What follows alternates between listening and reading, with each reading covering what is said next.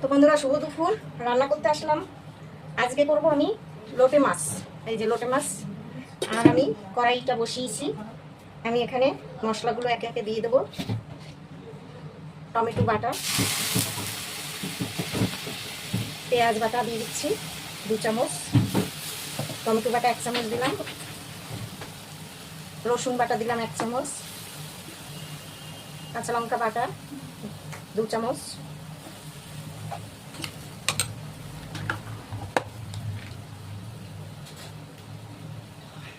কাঁচা লঙ্কা বাটা দিয়ে দিলাম,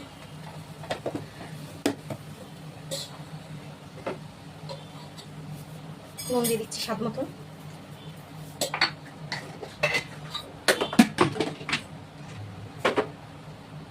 হলুদ 1 চামচ, আর কাশ্মীরি লঙ্কার গুঁড়ো 1 চামচ,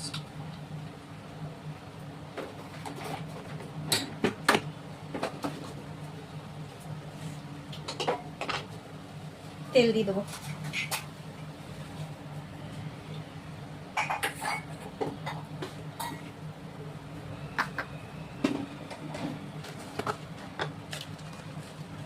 একটা তেজপাতা দিয়ে দিচ্ছি।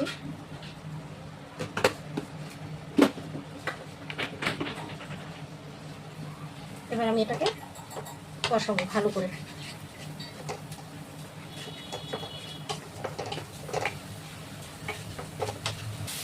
মশলাটা আমার একদম মোটামুটি অনেক কষানো হয়ে গেছে।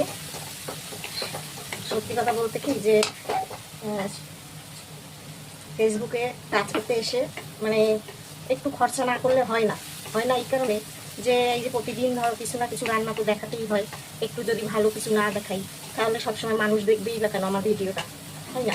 এবারে প্রচুর এরকম প্রতিদিনই যদি দেখাতে হয় তাহলে প্রচুর খরচা করতে হয়।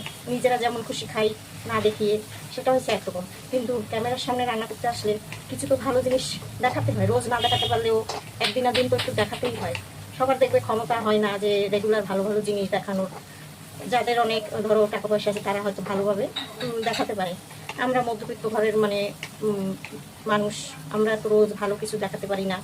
তার জন্য সবাই কাছে অনুরোধ করব যে যাই দেখাই তোমরা একটু ভিডিওটা ভালো করে দেখবে, একটু লাইক কমেন্ট করবে। দেখো আজকে মানুষ ছোটোর থেকেই তো বড় হয়, তাই না?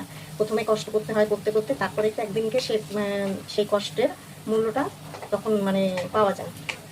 তা এই তোমরা প্রতিদিনই আমি ভিডিও দিই কিছু না কিছু, হয়তো কোনোদিন ভালো হয় কোনোদিন খারাপ হয়। তোমরা সেটাকে মনে কিছু না করে একটু ভিডিওটাকে লাইক কমেন্ট করে দেবে, শেয়ার করে দেবে।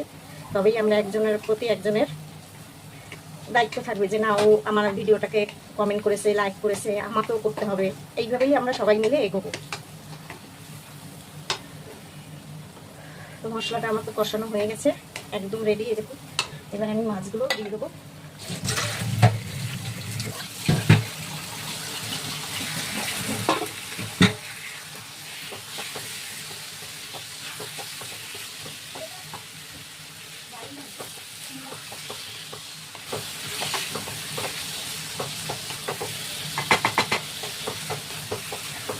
এটা এবারে একটু হবে আস্তে আস্তে।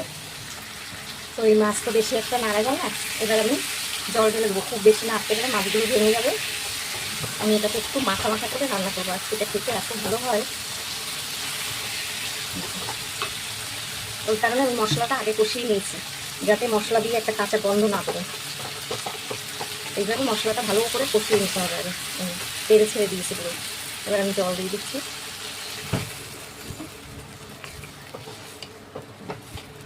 এইভাবে আস্তে আস্তে করলে মাছ একটা মাছও ভাঙবে না, সুন্দরভাবে মাছও সিদ্ধ হয়ে যাবে।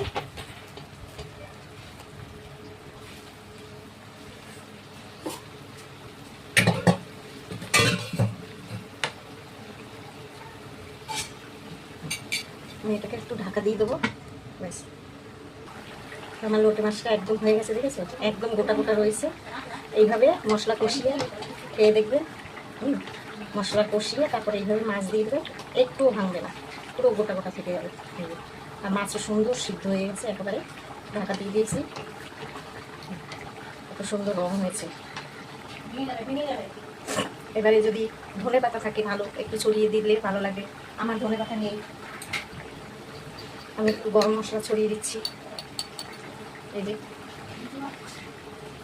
গরম মশলাটা দিয়ে দিলাম।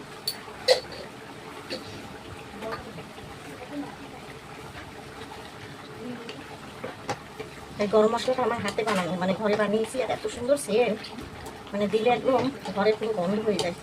আমি এবার এটাকে নামিয়ে দেবো, গ্যাসটা অফ করে দিলাম। তো কেমন লাগলো আমার লোটে মাছের কালিয়া, দেখুন একটা মাছও ভাঙিনি, ঠিক আছে। আর এইরকমভাবে রান্না করে খেয়ে দেখবেন, দারুণ হয় খেতে। অনেকে তো অনেক রকমভাবে খেয়েছে, এইভাবেও একবার খেয়ে দেখবেন। এটা হচ্ছে লোটে মাছের কালিয়া। ঠিক আছে, তাহলে ভালো থাকবে সবাই, আবার দেখা হবে নতুন কোনো ভিডিও নিয়ে।